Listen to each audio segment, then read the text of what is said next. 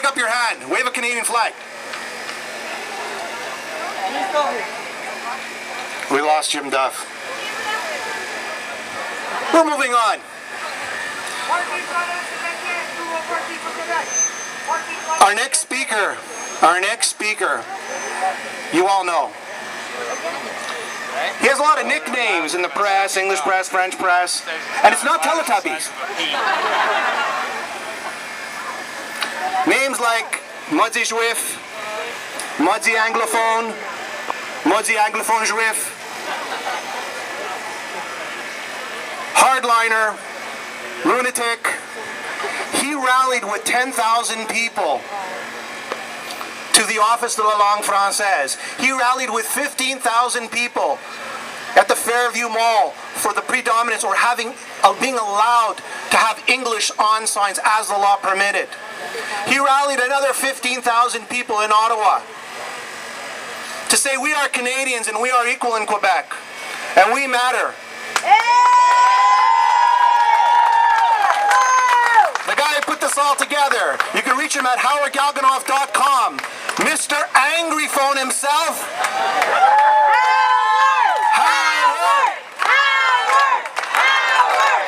Howard! Howard Galganov! Howard! Howard! Howard! Howard! Howard! From a suit and tie to my motorcycle garb. Before I say anything, I want to thank Lou Devono of the Heroes Highway Riders. I want to thank the Highway Riders themselves for coming all the way from Toronto. They probably left at 4:30, 5 o'clock this morning.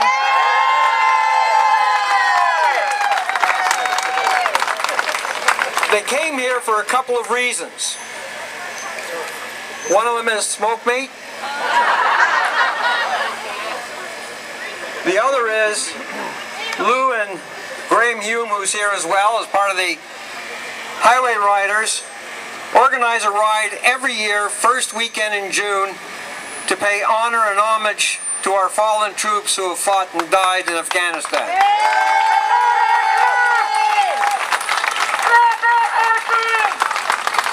I can't tell you how proud I am to ride with them and to have them include me in their ride. They're here because they're Canadians. And what happens in Quebec involves all of Canada.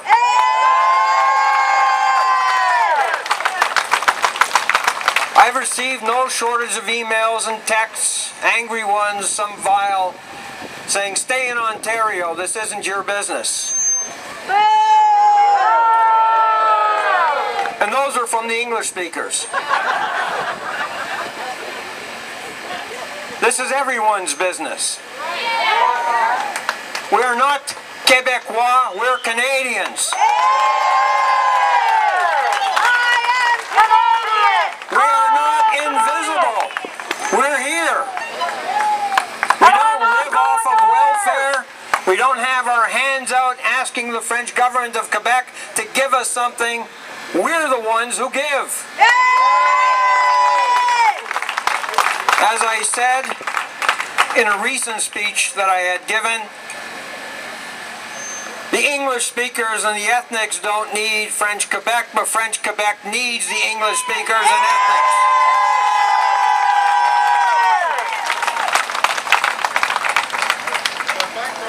They say that in Ottawa and other parts of the country that we need Quebec.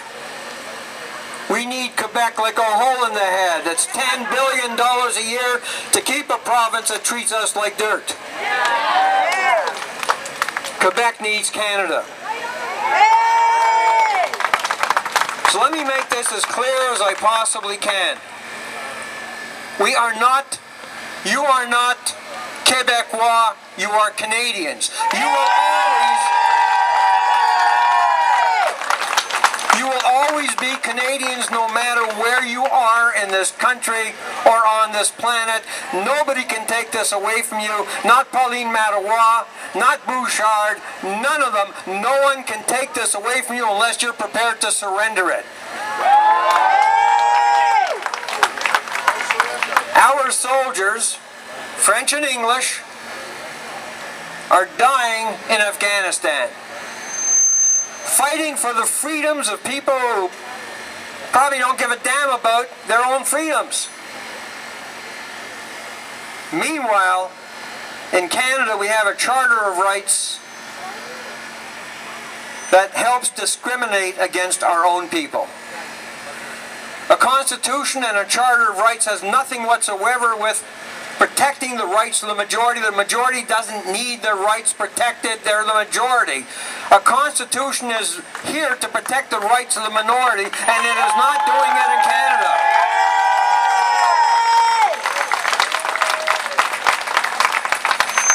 I am routinely called an angry phone. Screw them. I'm angry like hell.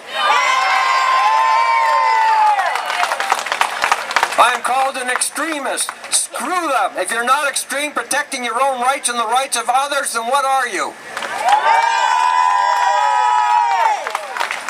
The message is simple. To everyone in the English and ethnic communities, to the English and ethnic media, if we're not prepared to stand up for ourselves, who will? I booked ads on CJAD the other day. You might have heard them. On Thursday and Friday, the rep that I contacted wasn't available when I called to speak with her, and the message that she wasn't available was only in French. The law states very clearly, even though it's a racist and bigoted law, that the media is exempt from Bill 101. But that's the mindset. Remember, when you're standing up for your rights, you're not standing up against anyone else's rights. No matter what they say, no matter what they want to make you believe. And if you're not prepared to go to the mat for your own rights, then you don't deserve to have them.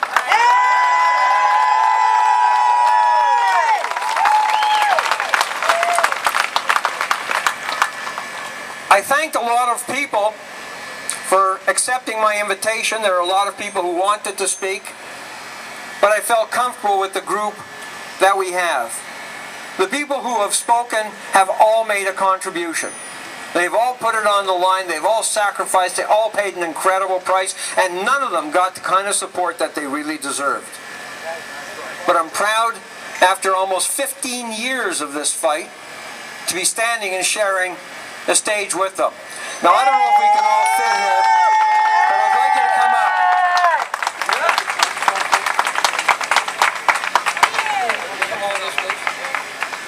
Come on and see if it'll support us.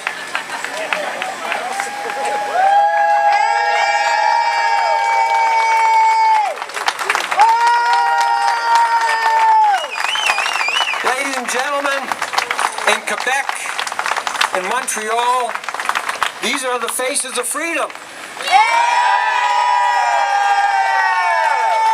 Special thanks to Jimmy Kay. Not just for this, but for everything he does. And Montreal would be lost without him.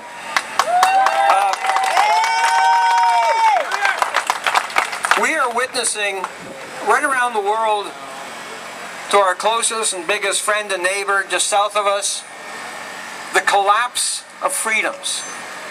We're looking at the overreach of government in our personal lives, in our social lives, in our political lives, in our corporate lives. I was born and raised a liberal. I'm an absolutely unabashed conservative. My rights are not negotiable. My visibility, my equality is not negotiable. And in spite of anything anyone will ever say to me, about me, around me, to hell with them. Jimmy had asked if anyone wants to help contribute to Galganov.com. Let me give you a quick resume about this non-profit, federally chartered corporation. 100% of the money that we raise goes into the fight. I'm on the hook now for over $375,000 for a language fight in the province of Ontario, where in 4 communities near Ottawa, the unrestricted use of the English language on commercial signs is against the law. We fought this at Superior Court. We fought this at the Court of Appeals of Ontario, and the Supreme Court of Canada refused to hear our appeal. They don't want to get involved in these things. In the province of Ontario, in the city of Cornwall, there are a special language test, a special proficiency test to get to work for the Cornwall English Hospital. You can't be a nurse there unless you can pass a French proficiency exam.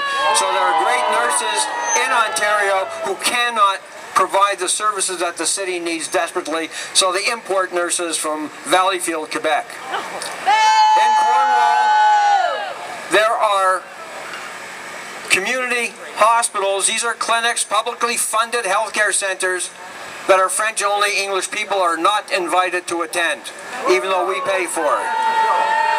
In Alexandria, Ontario, they've segregated their school buses. They don't want English children on French buses. When you drive through Ontario now, up to 417 to Ottawa, you'll see no shortage of big Franco-Ontarian flags, but you won't see a Canadian or an Ontario flag. So when people tell me I don't live in Quebec any longer, Quebec followed me into Ontario. Thank you all very much, and we would really appreciate if anyone here wants to contribute to Galganov.com, because the fight doesn't end today. It goes on, and it will never end until such time as we are equal and visible anywhere in Canada.